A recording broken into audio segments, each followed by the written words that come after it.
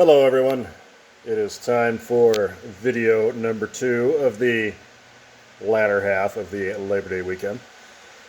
Alright, I had mentioned in Mad Mike's pop-up live stream on Friday that I found something extremely rare for Lionel.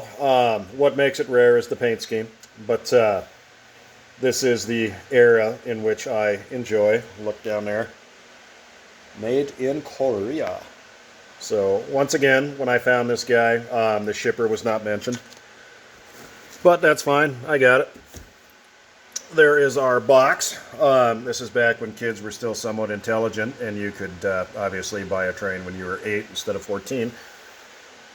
But there is our little Lionel box. Once again, roll him over, and there is my favorite marking right down there. Made in Korea. So, stand by. I'm going to take you over to the workbench, and we're going to check this little guy out. Salty, you moron, you bought a Camelback and a fantasy paint scheme. Well, no I didn't. The Southern Pacific actually had one Camelback. It originally was built by Baldwin in 1900, and it was sold to Southern Pacific's Sonora, Mexico subsidiary. 8 months later, it was sold back to Southern Pacific. It actually was built with a Wooten firebox because there, believe it or not, actually was anthracite coal in northern Mexico and southern Arizona. It remained in this configuration until 1908 when they rebuilt the boiler. It actually remained a coal-fired steam locomotive its whole life. It was scrapped, God, I think in 28 or 1920 or something. But, no, this is a real locomotive.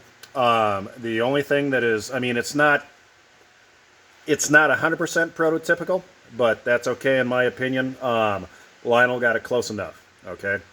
This is actually based on the Eastern prototype, and I will pull one of those up here, and you can kind of see what I'm talking about.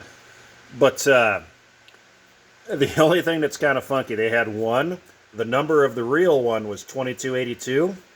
And from the research that I've done, what's really funny, the conventional one, this is TMCC, the conventional one is numbered 2282. So it's correct.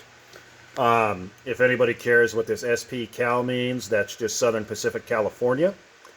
In the early 1900s, Southern Pacific used to letter their tenders for the region in which the locomotive was based. So this one obviously was based in California. You'd see SP Texas, SP Arizona, SP Oregon. They only did that in the early 1900s, so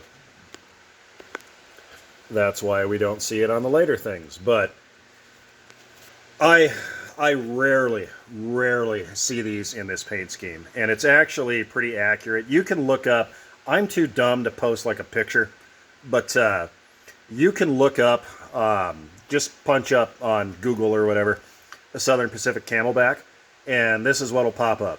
The 3-tone paint is correct, the graphite boiler, black cab, and the silver firebox.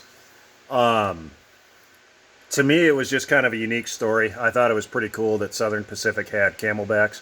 Believe it or not, when I researched this guy a little bit, Union Pacific also had Camelbacks, which I thought was pretty interesting. I have never, even in HO, I have never seen a Union Pacific Camelback. So, Lionel, if you're listening, maybe do that.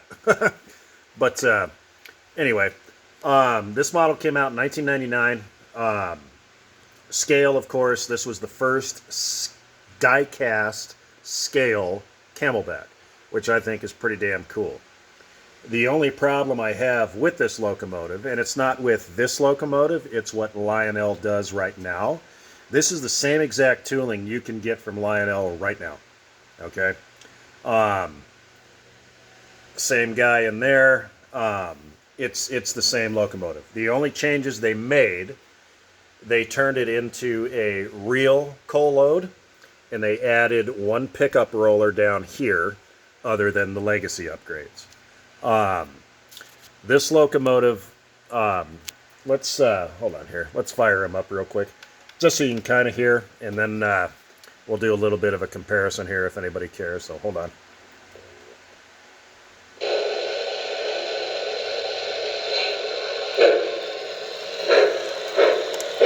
Typical early TMCC, it runs like crapola in conventional, but after I break it in a little bit more, because this thing was pretty much, I mean, it was dirty, but I don't think it was ran too much.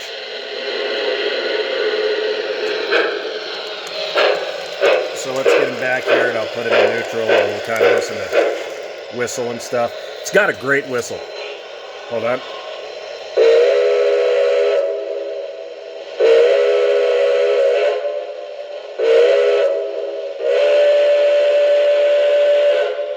I think that's pretty good. Bell. Obviously, since I'm conventional Bob, there will be no talking or anything like that. You can see where they were starting to get the idea for the laser beams. Alright, shut the bell off there. Yeah, I don't know why they decided back in these days everything had red marker lights, but yeah, look how bright those are. I mean, that's crazy. But anyway, let's shut his sound off here real quick. And stand by while I grab something else. Hold on. Welcome back. Okay, real quick, we're just going to go over some stuff here, and I'm going to show you this. This is why I like brass locomotives, okay? All right, so here is a Williams from 1990. This is from 1999. Now, I'm not going to make fun of this model. I'm really not, because we'll get into that. As you can see, these are 100% the same prototype, okay? Everything's in the same spots. These are based on the same locomotive. Here's why I like brass locomotives. Look at your boiler here. We'll see how this is all kind of solid. It's all solid down there. Look at your chassis. Awesome brake detail, though. Much better than the Williams. But look at your Williams. You got a full round boiler there. Clearance underneath the boiler. As you can see, it's actually see-through under there. The steam chests are separate. Everything is a little bit thinner. You got your see-through clearance under the boiler. Obviously thinner. Obviously thinner. Look how thick that is. Thick. Your guardrails are thick. Your stanchions are thick. But let me show you the major one here. And like I said, I'm not making fun of Lionel. I'm really not. So look where your marker lights are there. Look at your big old non-scale Phillips screws. Look at your big non-scale Phillips screw for your scale coupler. And this one you can, obviously you can put a dummy coupler in there. Look at your giant non-scale hex nuts to remove your side rods. Just huge. Here's the difference. Brass locomotive.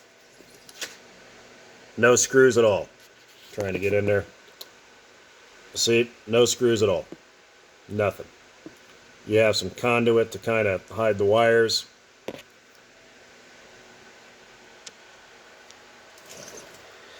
An actually scaled down hex nut. See how that's smaller in there?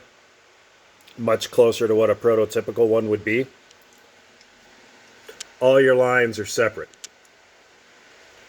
Okay, see all this stuff? It's all separate.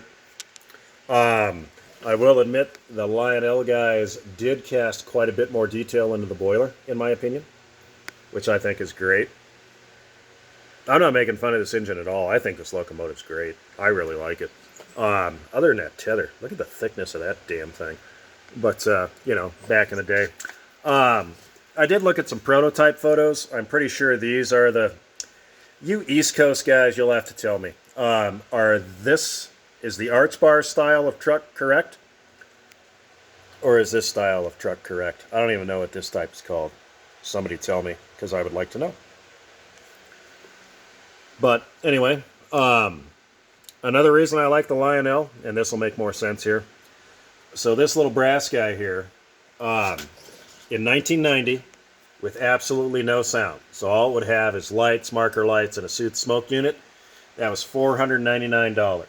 Okay. In 1999, this diecast one, which actually costs a lot more to produce, okay, a brass die or mold is a tenth of the cost of a diecast one, okay? So thank MTH and Lionel. These things are not cheap, and that's a big reason why you don't see new tooling on our locomotives. I can't imagine what a tooling costs right now, especially for diecast, okay? That's nuts. Back to the point of my story. $495 in 1999.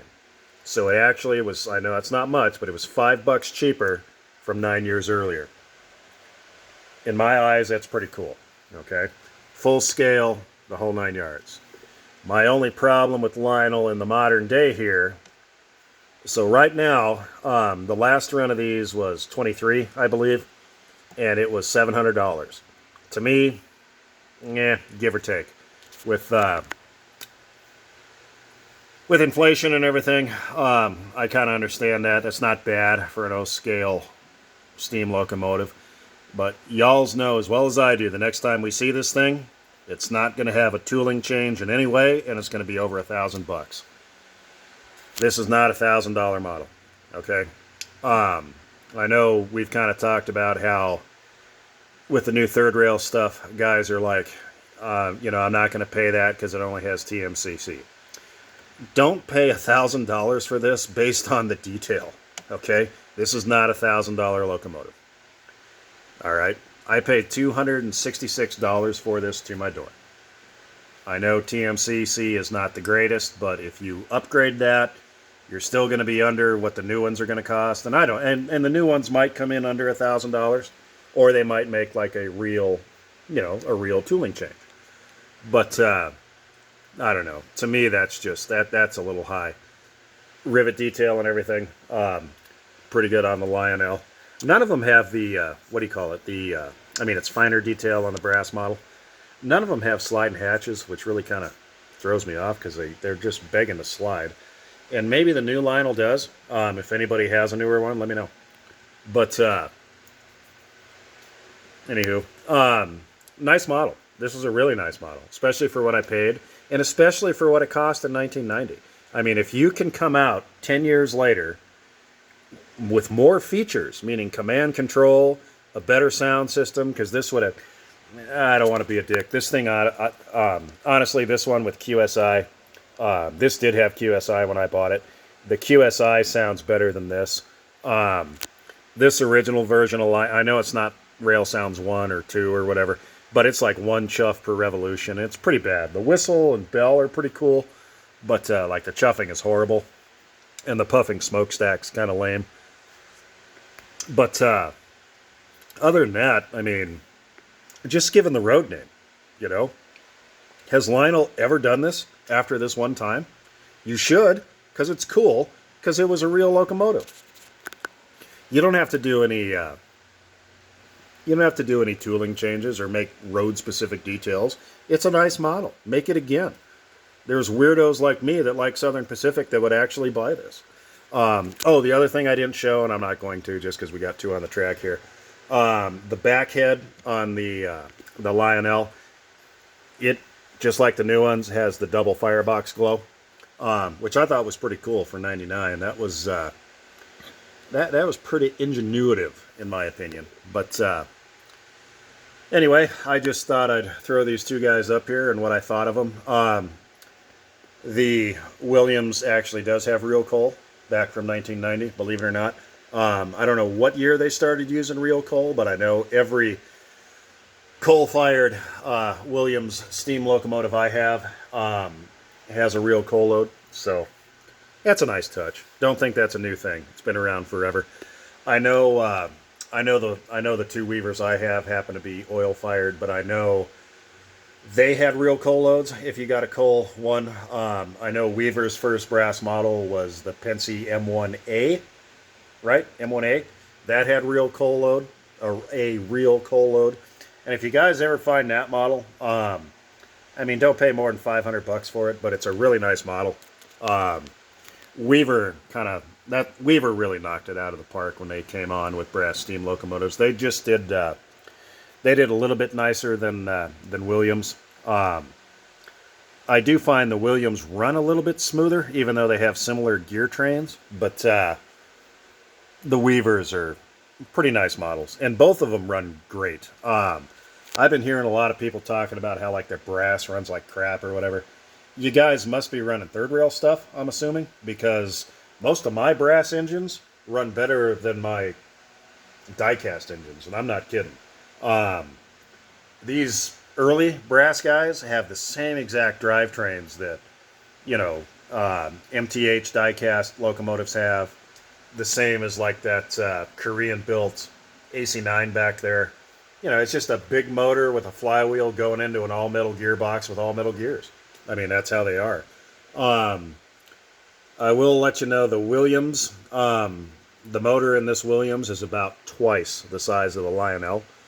But I'll bet you and this guy is about a pound heavier, I'll bet you the Lionel will pull more. Well, honestly, we'll have to play with that. Lionel's got 2 traction tires. This guy's got 4. So we'll just have to wait and see. Honestly, I like the Lionel one more. And that's just because it's robust. And you've all heard me talk about how I like robustness and something being well built. You cannot beat diecast built in Korea. AC9 is a perfect example. Okay. This locomotive will outlast all of us, I guarantee it, especially now that I'm running it in conventional. I think this thing was run in command or not at all, because when I fired it up, it was in neutral. That's always a way I could tell a new TMCC engine. It fired up in neutral. I do not know if that's the case if it's only been fired up in TMCC. So if somebody knows that, let me know. The rollers were 100% clean. Like I said, the locomotive was quite dirty. It obviously sat on a shelf or something. I really had to clean it, and it's still not perfect. But as you can see, it's in pretty darn nice shape. But and you got the coupler cut bars and everything are all working on it. They all function, and it's just a nice model for 1999. This is when I really liked Lionel. I had mentioned it actually in Joker and I's podcast. The reason I liked Lionel from this era is they were kind of like MTH in the fact that they weren't scared to make something different. Anybody can make a Pensy engine. Anybody can make a Union Pacific engine. Who the hell's making a Southern Pacific cab or Camelback? You know what I mean? Anybody can make a Jersey Central one, and that's what Williams did. Everyone they made was very common: Lackawanna, Reading, Jersey Central. Nobody's made this. I haven't seen this in HO. Okay, even in HO brass. So kudos to Lionel. Go back to what you used to do. You were a hell of a company. Listen to your customers. Sorry, that's my rant. Anyway, I hope all of you got something out of that, and I hope you appreciate a very interesting and rare paint scheme on a Lionel engine, and a very interesting and rare prototype of a Southern Pacific engine. So, anywho, I hope you all enjoyed that. I will catch you on the next one. Later.